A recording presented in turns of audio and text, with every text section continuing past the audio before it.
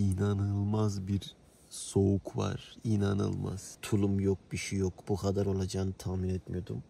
Bütün eşyalarımı çıkardım. Üzerime koydum. En kuzey sıçtı ağzıma.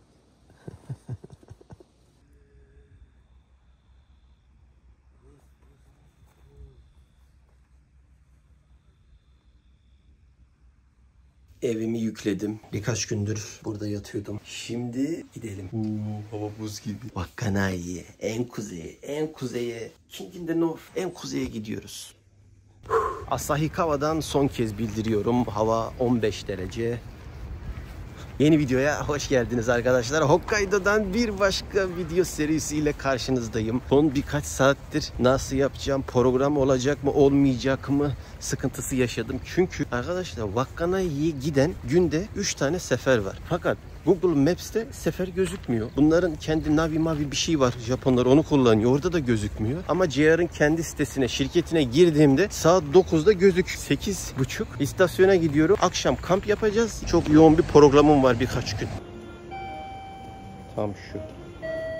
Saat 9'daki kırmızılı Wakkanagi Limited Express'e bineceğiz. Sabah kahvaltım bir tane pokari. Vazgeçtim, bir tane çay alacağım. İçtiğim çay bu adamların. Bir tık şekerli oluyor. Ben herhalde dedim bir kere makinede sıkıntı yaşarım. Bunların arkasında ufaktan bir çip oluyor.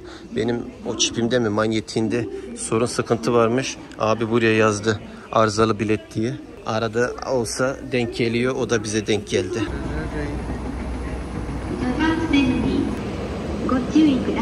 Mükemmel. Biz buradan gidiyoruz.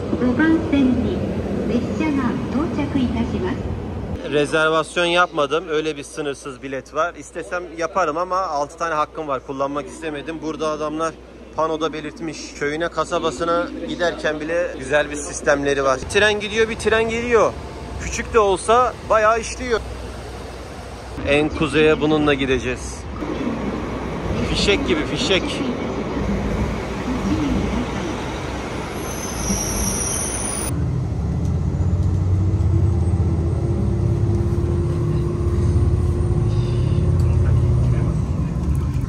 Asahikawa görüşürüz. Yine geleceğim.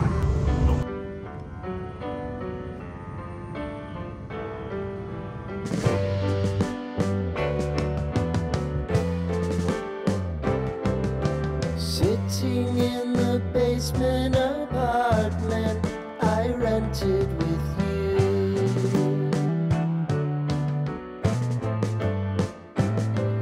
Remembering the holiday party we had with the crew.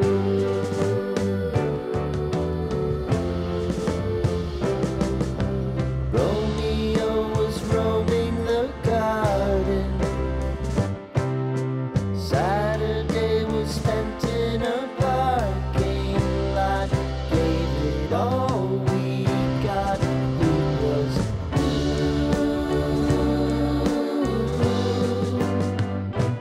so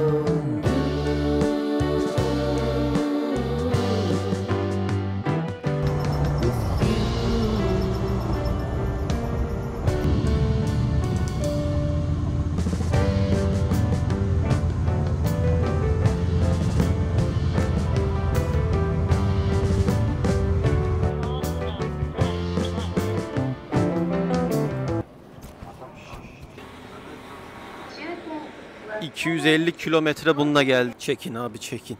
Wakkanagi'ye kadar gelmişiz. Şöyle bir anım olsun ya. En kuzeye kadar geldik. Şimdi kuzeyin de kuzeyine gideceğiz. Hokkaido Express Train. Yavaş geldi ama yine de sağ salim getirdi bizi. Şu aralar günde 3 ya da 4 tane sefer olması lazım. En ucuyla en başı güzel çalışıyor ama sefer sayısı az. Koreliler buraya da gelmiş. Koreliler, Çinliler Japonya'yı bir hayli fazla geziyorlar. En kuzeyde ne işi var bir Korelinin ya? Arkamda gördüğünüz insanların birçoğu hepsi Koreli. Ben şu çantamı hemen şu locker room'lara bırakıp kuzeye doğru hemen seri bir şekilde gitmem lazım. Burası eskiden bayağı izbe yermiş ama istasyonu bayağı güzel yapmışlar. 10 numara bir istasyon olmuş.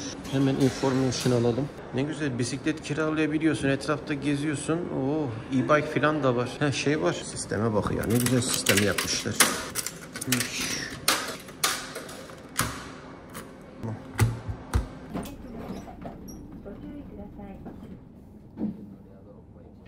En kuzeyinde kuzeyine gidiyoruz. Burna. Kuzey burnu. Abi beni böyle bir yere bıraktılar. Dönüş saatine bakıyorum. Dönüş saatleri. Hava soğuk. Enteresan bir havası var buranın ya. Bir yanım bahar bahçe, bir yanım kış. Burun Cape Nos Yapbu 300 metre. Akvaryum, bilim yeri, Bakkana inişi, kaygan, onsen de var. Japonya'nın da en kuzeyine gelmek nasip oldu. Gezmediğim, ayak basmadığım yerler. İnanılmaz bir motorcu akışı var buralarda. Kışın buraları düşünemiyorum. İnanılmaz bir rüzgar var. Burun zaten. Kuril adaları var. Enteresan bir tarihi var açıkçası. Bir dönem Japonya'nınmış bu Kuril adaları. Anlatacağım. Yine Rusya'nın, Amerika'nın vesaire olayları ya. Ama geldik, en kuzeydeyiz. Gülücükler açıyor yüzümde de, çok rüzgar var. Şu mikrofon çok önemli. Rüzgarı kesiyor, anlatamam size. Rishiri hemen şu Rebun adasına gidiyor. Kuzeydeyiz Hachiko. Kuzeydeyiz. Barcelona şapkam uçara en kuzeye geldim. Beni çeken yok, herkes gitti ya. Geldik arkadaşlar. Sene 2020. Bisikletle Japonya'yı gezerken dedim ki ben bisikletle en uca, en kuzeye kadar, Wakkanai'ye kadar gideceğim. Olmadı hava şartları nedeniyle. Gelemedim. Sapporo'da kaldım o zamanlar ve burası hep böyle ulaşmak istediğim bir noktaydı. En kuzeydi ve sonunda sene 2024 geldik. Tam karşımda gözüken yer Rishiri adası. iPhone ne güzel netliyor ya. Bu da Rebun. En kuzeydeyiz. En kuzeyde. Bu bölgeyi anlatayım. Kısaca bilgi vereceğim izleyenler için. Şöyle yalap şap olmasın. Biraz bir şeyler anlatacağım burada. Dur, nereye bakıyoruz? Fener'e mi bakalım? Düşmez inşallah buradan. Şöyle olsun ya. Arkaya doğru. O rüzgara bak ya. Bak koydum tripodu, bak rüzgara bak. Alıp götürecek cinsten. Size bir söyleyeyim mi? Barcelona şapkam gider. Rusya'ya kadar gider. Beni vodkaların arasında bulurlar. Enteresan bir tarihi var. Şu karşıda gördüğünüz şu Rishiri Rebun değil, gözükmüyor buradan da, Kuril adaları var. Duymuşsunuzdur belki, tarihe bilgisi olan. Bayağı 1300 kilometre uzunluğunda 100 tane böyle dağ içeren bir yer. Böyle klasik dağlar, tık tık tık tık, pıt pıt pıt pıt dağlar var. 30-35 tane aktif volkan falan var. Yaşam sonra Rusya'ya bağlı. O ne? Kuş mu o? Sultanahmet'te gibiyim ya. Sanki vapurdan simit atacağım şimdi. 1900 yanlış bilmiyorsam canımın içi mesaj yazdı. Güzel zamanım. İçine doğmuş. Japon içine doğuyor. Japonya 1985'te bu Kuril adalarını filan almış. Ondan sonra ne olmuş? İkinci Dünya Savaşı'nda Japonlar kaybetmiş. Sovyetler Birliği'ne de buralar verilmiş. Tarafsızlık anlaşması filan imzalıyorlar. Fakat atom bombası atılıyor. Japonya'nın o sıra kötü durumda olduğu zamanlar işgal ediliyor. Anlaşmasını da Rusya bozuyor. Fırsat bu fırsat diyor. Ulan atom bombası atıldı. Ben bari gideyim şu adaları alayım. En büyük birkaç tane adaya gidiyor buradan. Kuril adalarını oraya alıyor. Ondan sonra ne oluyor? Yanlış bilmiyorsam, tarih hocam beni affetsin. 3 tane bak. Stalin, Churchill, bir de Naruto muydu? Amerika Başkanı Muratan mıydı? Naruto'lu Muratan'ın arası bir şey. 33. Amerika Başkanı ya. Japonya bunlara gidiyor, işte anlaşma imzalıyor. Biz sizin hükmünüze gireceğiz filan diyor. Bir nevi Japonya sömürge ülkesi altına geliyor. Ruslar gidiyor bu Kuril adalarını artık sömürüyor, işgal ediyor. Hala sıkıntı. Putin'e geleceğim. Şimdiki zamana geliyorum. Putin'le ne alakası var diye soracak olursanız çok alakası var. Bayağı bir alakası var. Kuzeyinden en batısına kadar inanılmaz bir adam ya. Ya inanılmaz derken iyi kötü anlamında değil. Ulaştığı yerler bakımından. 2000 senesinde Putin geliyor. O ne, Yunus mu o ya? Vallahi Yunus gidiyor. Karşıki Sakhalin miydi? Öyle bir adaya geliyor. Ben diyor size buraları bir vereyim, satayım diyor. Japonlar da diyor ki kaç para? 30 milyar dolar. Bir düşünüyor Japonlar, yok alamayız falan diyorlar ama yani az çok Putin'i biliyorsanız, politikaya biraz haşir neşirseniz, Putin ve Rus toprağını vermek imkansız bir şey yani. Arada sırada Japon başbakanı gitmiş buradaki adaları nasıl alabiliriz diye, ama zor. Adalardaki yaşam zor. Balıkçılıkla uğraşıyorlar ama volkanik dağlar zaten, hani bırakın Kuril adalarını, Japonya'nın Hokkaido bölgesinden bile sadece tarımla uğraşılıyor. İnsanlar fazla gelmiyor. Kış ayları zor olduğu için çok tercih etmiyor Japonlar. Burada bile durmuyorlar fazla açıkçası. Bırakın da Muril'e gidecekler. Öyle bir kalmış. Kısaca anlatmak istediğim hikaye burada. Tarihe meraklı olanlar detaylı araştırma yapıp okuyabilir. Durum bu. En kuzeye gelip Wakkanai etrafı Kuril adaları, aslında bir anlaşmazlık, birçok şey dönmüş zamanında buralarda. Yarın da buralardan karşıya gideceğim. Durum bu.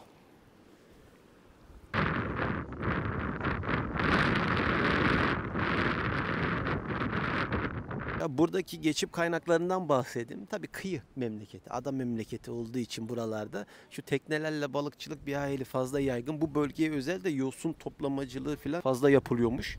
Yosunu meşhur yani, buralara gelirseniz yolunuz düşerse yosunlu bir şeyler yiyin arkadaşlar.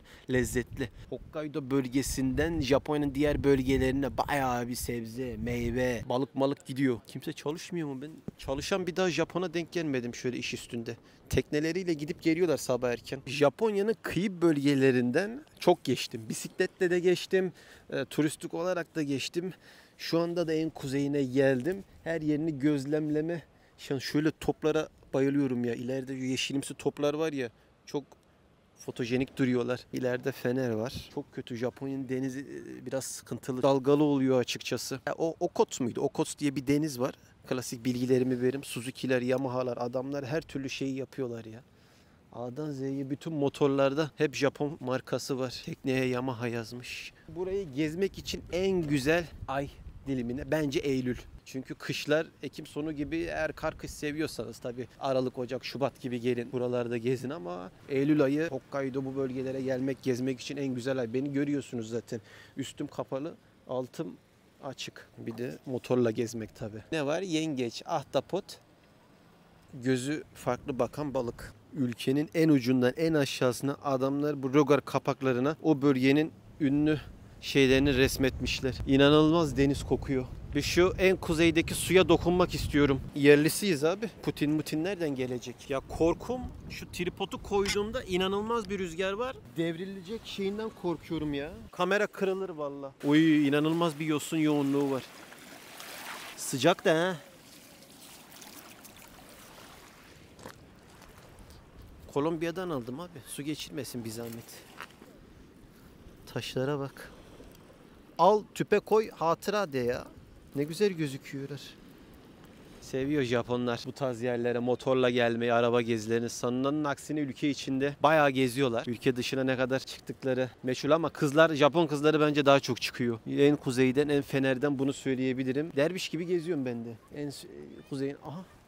O ne, bak orada bir şey var. Yüzgeç mi o? Ben tam anlamadım. Bir şey gidiyor oradan.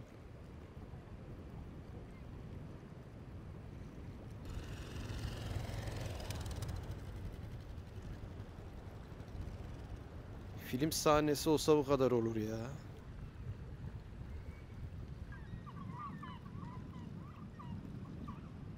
Rus adaları. Netlik nasıl bozuldu?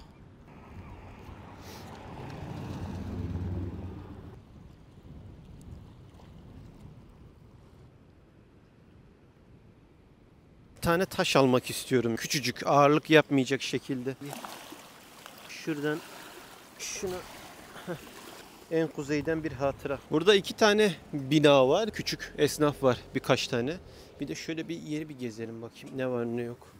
Kuzeyde hayat nasılmış bakalım.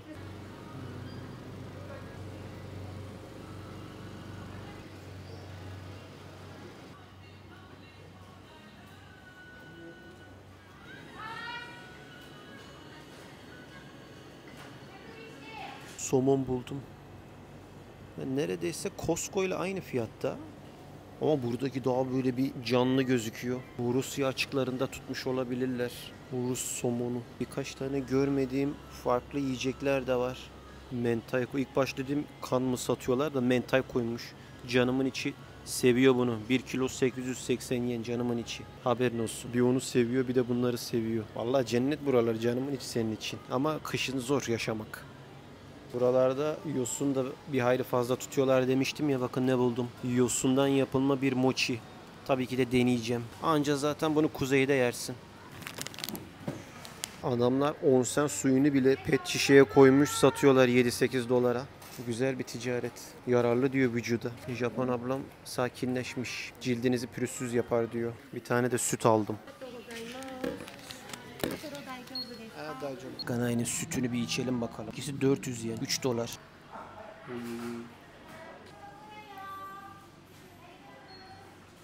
İnek tipi farklı olabilir ya. Bir tık sanki böyle oynama var gibi. Süt kokusunu pek alamıyorum. Güzel. Güzel, taze ama tam süt kokusu gelmiyor. %100 diyor ama çok kötü kokuyor. İnanılmaz kötü kokuyor. Öyle bir plastiğe yapmışlar ki plastik mochiye yapışmış, yenilmiyor. Açılmıyor bak, böyle oldu. Elime plastik oldu ya.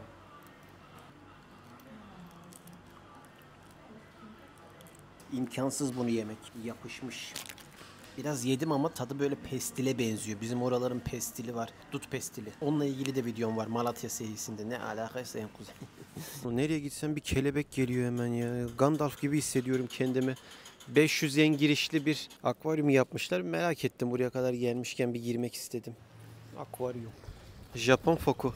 Direkt tepki verdi yalnız. Bak direkt önüme geldi. Japon foku da daha önce görmemiştim. Ne güzel yatıyorlar ya.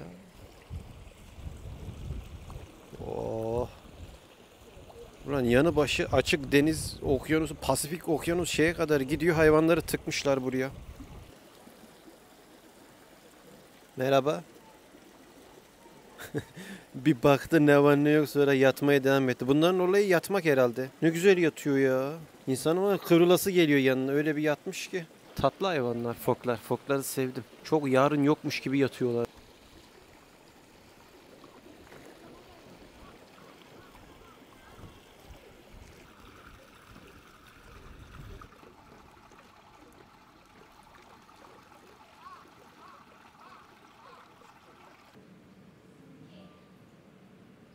İnsan yüzü var sanki, baksana. Ne bakıyorsun kardeşim der gibi. Zaten sağa sola da böyle şeyler koymuşlar. Hayvanların bakışı değişik geliyor diye. Hepsi durmuş sizi izliyor sanki. Ne oldu kardeşim, niye bakıyorsun? Hayırdır? Hayırdır? En kuzeye kadar gelmişsin. Beni mi yiyeceksin? Merhaba. Ne tatlı bir şey bu böyle. 500 yerin hakkını verdi. Enteresan bir yermiş burası.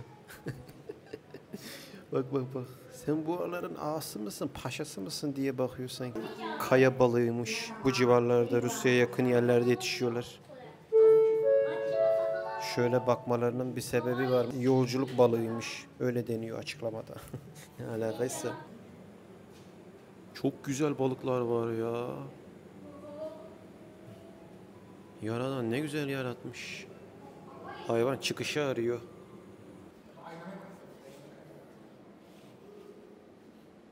Balıklara bak ya. Biraz etkilendim açıkçası. Balıkların tipleri biraz enteresan geldi bana. Huço peri. Pirana balığına benziyor ama kayalıklarda, mayırıklarda yaşayan balıklarmış. İlginç içerikler. Videoyu beğenmeyi, paylaşmayı, abone olmayı unutmayın arkadaşlar. Buralara gelip buraları çeken Türk yok. Zaten yabancı da yok. Rehber videosu gibi oluyor. Harbiden izlemesi zevkliymiş. Enteresan bir yapısı var balığın. Baksana gözlere bak maşallah. Kral yengeçin ailesini buldum. Enteresan hayvanlar ya. Gözleri görüyorsunuz değil mi, gözleri? Kral yengeç, kaya balıkları. Kral yengeçin ailesiymiş bunlar. Sen çok enteresan. Beni sevmedin gibi sen sanki. He? Ne diyorsun? Tamam, gidiyor. Bunlar meşhur Hokkaido'da. Japonya'nın her yerine dağılıyor bunlar. Bir yengeç daha var burada. Adı Kegani'ymiş. Enteresan tüyleri var. Şurada yazana göre tüylerinin neden bu kadar uzun olduğu bilinmiyor. Suyun akışıyla alakalı olabilir diyorlar. Vatoz var burada. Zehirli değilmiş. Zehirli olmayan bir vatoz. İğnesi yok diyor. Ana urçinler, deniz kestanesi. O ne ya? İlginç hayvan.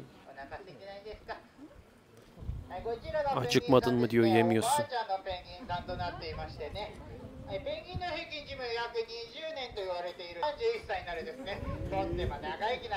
Sancho Issei 31 yaşındaymış bu.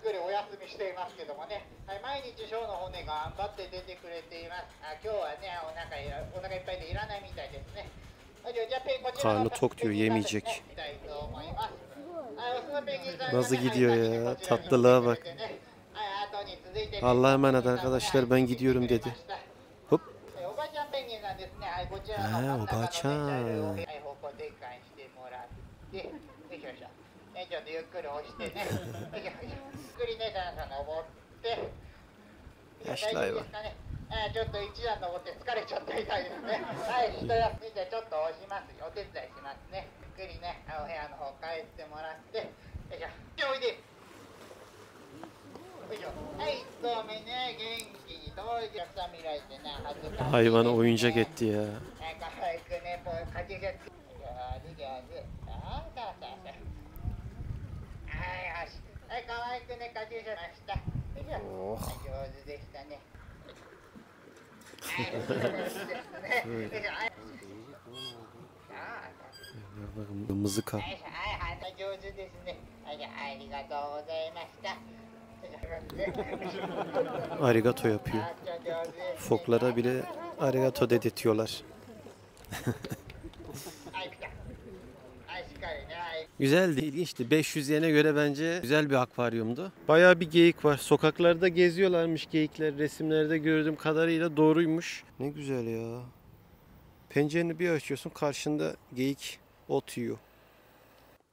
Otobüs durağına ağ yapmış bir örümcek. Nasıl yakalamış sinekleri. Kış gelince hepsini yiyecek. Otobüs durağı da böyle kulübe gibi. Ne güzel Japon işi. Babaannemin ördüğü minder gibi. Oturayım ya, bir kıçım bunlara değsin. Balık yumurtası var. Biri balık yumurtası yemiş burada. Bizim köyde de vardı bunlardan. Görünce şaşırdım.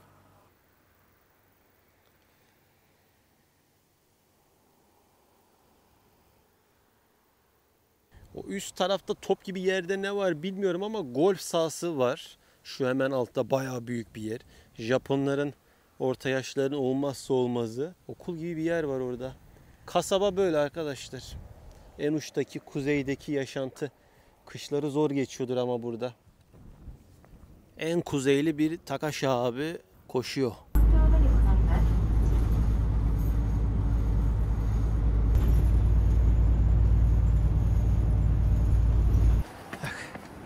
Nereye geldim?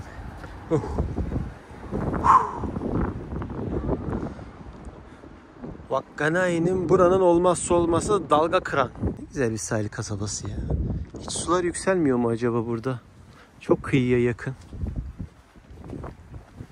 Minaru Tsuchiya diye Hokkaido Üniversitesi'nde okuyan bir öğrenci yapmış burayı. Söylenene göre Yunanistan'daki şeylerden, tapınaklardan etkilenmiş. Bizim karşımıza kadar gelmiş, etkilenmiş. Böyle dalga kıran yapmış adam. Helal olsun.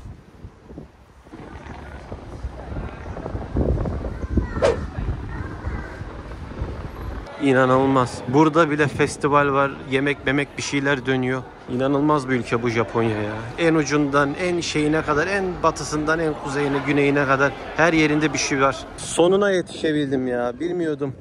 Meğerse burada yeme içme bir alan, bir şey kurulmuş. Gelen geçen yemek yiyormuş. Bitmiş ama. Bunlar geyik boku. Buralara hep gelmiş geyikler. Büyük ihtimal gece de gelirler. Ama çok güzel çadırlık bir yer.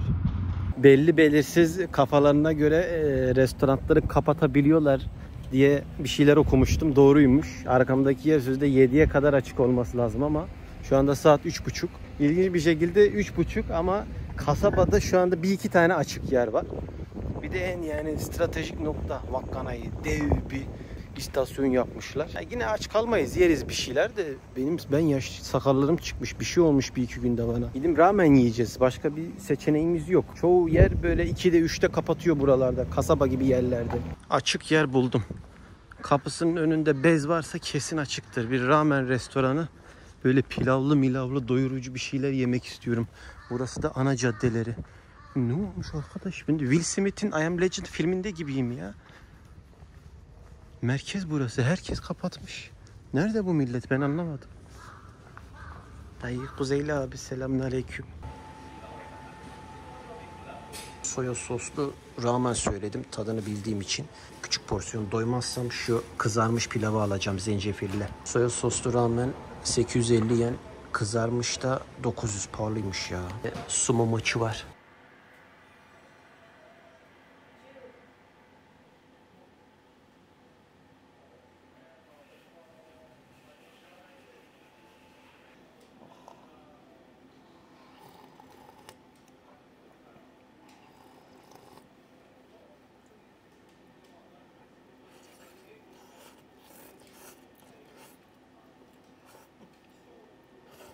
for YouTube. Ah, channel ayrılması. Döktüğüm zencefilde. Acı da atalım.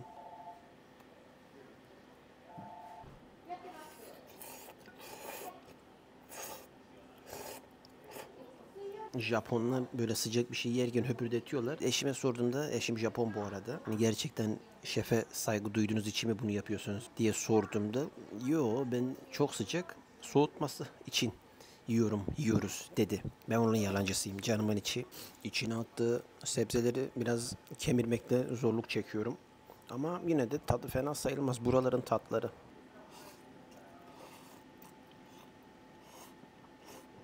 Valla dilim damağım, her yerim yandı. Şu inek eti olması lazım, çok güzel.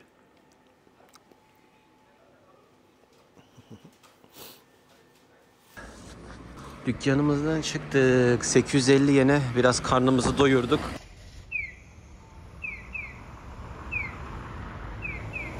Bırakın sokakta yürümeyi, insan göremiyorum ki ben. Pencerelerinden bakan şuradan buradan herkes arabayla. Arabasız insan yok. Herkes arabayla bir yerden bir yere gidiyor. Kimse sokakta yürümüyor. Kolombiya'nın ayakkabısını almasaydım gerçekten çile çekermişim. İnanılmaz rahatlatıyor. 50-60 dolarlık bir şey ama yükle birlikte inanılmaz rahatlatıyor ayağımı ve belimi. Şöyle dağlara doğru çıkıyoruz. Şimdi buranın ta tepesinde bir tane kamp alanı var. Ama 3 kilometre. Aha da böyle çıkıyorsunuz yukarıya. Fakat ben Google haritalarda gezinirken böyle yakınında bir yer buldum. Bu şimdi ana yolun yakınında bir yer buldum. Orası Google'da yazmıyor. Kamp alanı gibi gözüküyor. Bir kaza yapmış. Tam açtım, mezarlığa denk geldik. Wakkanai manzarasıyla beraber çıkışı yapalım. Güzel, kompakt bir şehir. Biraz ilerisi Kumburgaz'a benziyor. Liseyi okumuştum ben. Böyle çıkıyorduk her gün. Her gün teçhizatla okula çıkıyorduk ya. O yüzden normal geliyor bana. Bir tık bir şey yazıyor burada da. Tankonomichi. Tankonomichi ne ya? Tam şurası. Çantamda yemek yok. Temizim. 15 kiloyla en kuzeyde dağa çıkıyoruz. Kamp yerine benziyor. Ayin yapılacak bir alan gibi. Şehirde insan yok. Kimse bir yerden bir yere gitmiyor.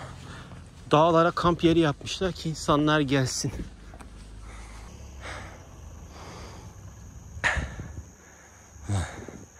Nasıl bir yerse yürüyerek her yerini gezdim. Tamam. Çok güzel. Benim buraya bakarken dedim, şuraya kamp atarım. Burada geliyorlar Japonlar. İşemeye falan geliyor. Burada koşu yapıyorlar. Buralarda bir yerlerde kalırız ya. Abim işemeye gidecek. Açık bıraktı arabayı. Alsam gitsem giderim ha. Ne güzel kokuyor burası ya. Yer ıslak. Oy. Yalnız evet bak. Buralardan geyik geçmiş. Çok güzel alan da yerler çayır. Bir aşağı indim. Ben yeri buldum. Burası zaten tuvalet. O işemeye gelen dayı var ya, işemeye gelmemiş. Burayı kapatmaya gelmiş. Ulan dayı, alacağın olsun. İnsan bir sorar, gireceğim mi tuvalete, işeyeceğim mi diye. Çantanın başı burası.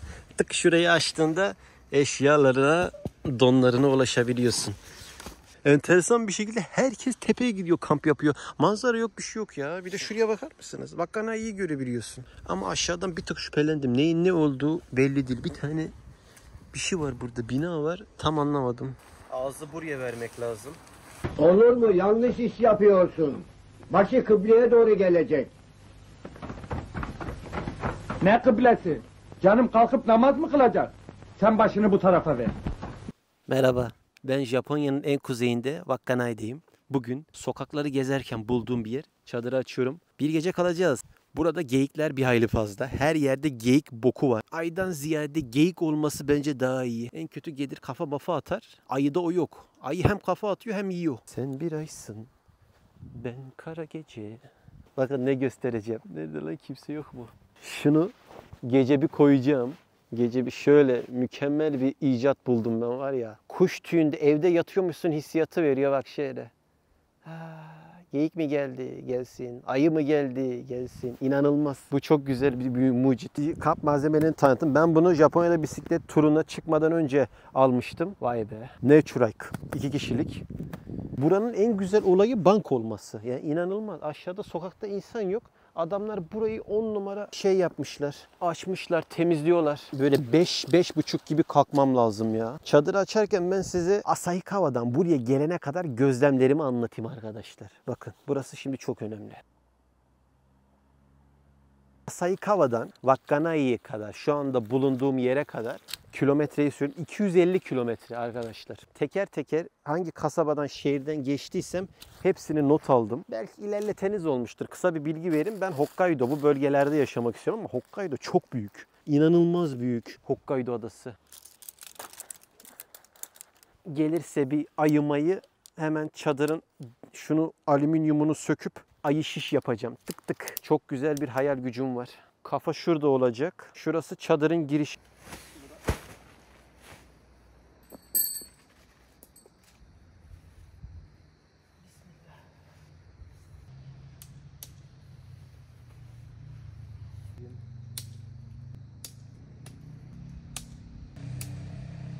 Mükemmel.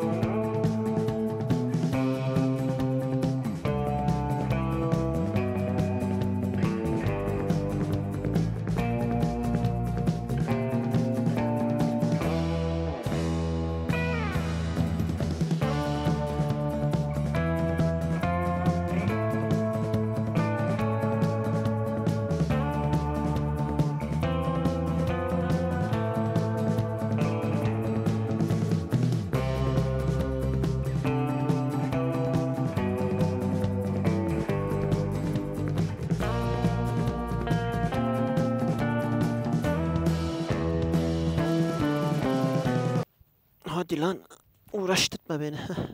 Tamam. Allah'a çok şükür. Göklerden bir Takashi geliyor. Yukarılardan yürüyerek bir Takashi geliyor. Mükemmel oldu. Vallahi çiviyi sokarım götüne.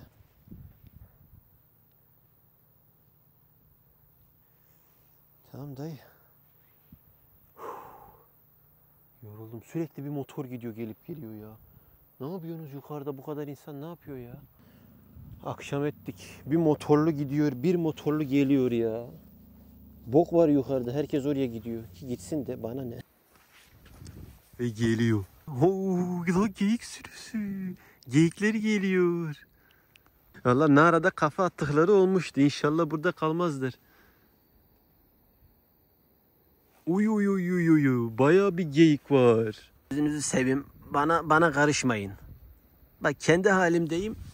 Burada kendi başıma kalıyorum. Gözünüzü seveyim. İnsanların sizin yerinizde olabilirim ama direkt gidin, aşağıya gidin. Merkeze gidin. Oralar daha geniş alan. Hiç tepki vermiyorlar. Belli olmaz abi bunlar. Alfaya malfaya denk geliriz. Nara'dan biliyorum, çok kafa attıkları olmuştu bana. Ayıdan iyidir. Ama burada gözükmüyor. Keşke gözükse ya. Bu gece buradayız. En kuzeyde Wakkanai'de. Korktular. Yemek bile yemiyorlar. Gözüküyor mu? Bak gözlere baksana. Yok, o ışıkmış ya. Uzaklaşınca gidecekler mi? Size yol verdim bak. Ulan bu gerilir bir çocuk. La hadi gidin hadi. Çadıra gireceğim, soğuk oldu hava. Onu da inatla bekliyorlar ya. Ceylan mı lan bunlar, anlamadım. La hadi gidin hadi. 2 saattir beni bekliyorsunuz ya. Korkmayın oğlum, sizi yemeyeceğim. Neyden korkuyorsunuz bu kadar ya? Sonunda dayanamadılar, benden kaçıyorlar. Yarım saattir beklediler ya.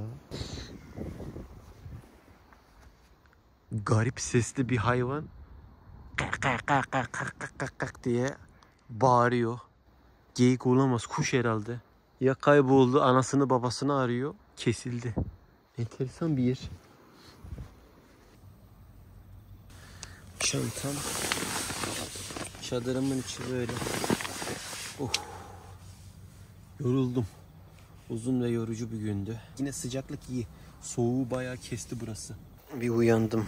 Şu Uniqlo içliği beni kurtarıyor. Bir sağa sola bakmaya bir kalktım. Ortalık sakin. Yıldızları keşke gösterebilsem. İnanılmaz bir yıldız sirkülasyonu var arkadaşlar. İlk kez bu kadar yıldızı ben Japonya'da gördüm. İnanılmaz bir soğuk var. İnanılmaz. Tulum yok, bir şey yok. Bu kadar olacağını tahmin etmiyordum. Bütün eşyalarımı çıkardım. Üzerime koydum. Böyleyim. En kuzey sıçtı ağzıma. Böyle bir şey yok ya. Bunu buz gibi hava ya. Neyse. En kuzeyin sonunda yemeden kendimi Kürtler içerisinde hançerlenmiş Jon Snow gibi hissediyorum.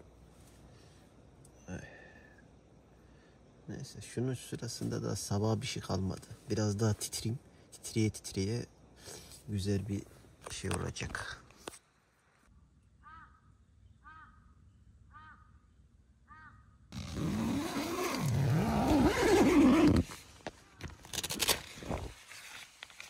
Manzaraya bak ya.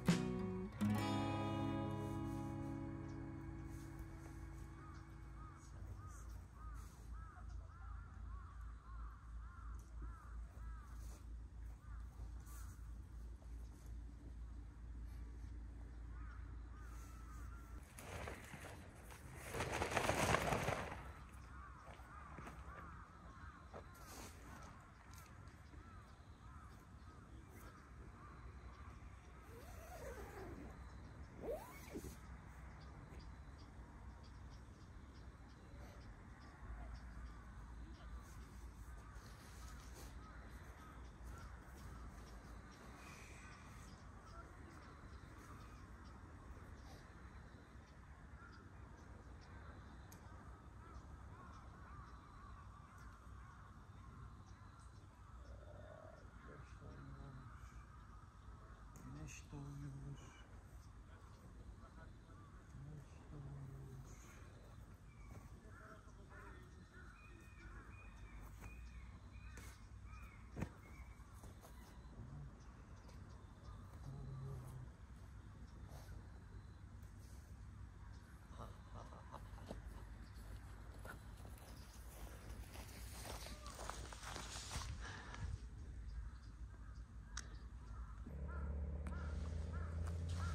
Beklediğimize değdi. Ne güneşe bak be. Ne güzel doğuyor ya. Çile çektim ama gece böyle titriye titriye. Çok soğuk buralar.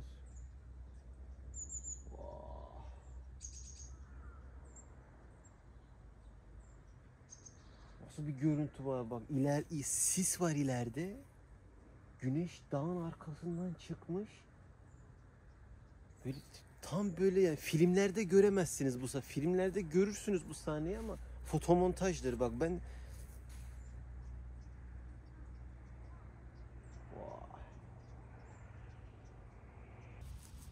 Bir derviş sözüyle videoyu bitirelim o zaman. Madem karış karış geziyoruz buraları. Gitmem lazım. Yol göründü. Saat 5:30. En kuzeyden. Dervişe sormuşlar. Hayat nicedir. Derviş de demiş ki hayat bir bilmecedir. Gittiğin her yol bir hece. Çözene gündüz, çözemeyene gecedir. Ne güzel demiş.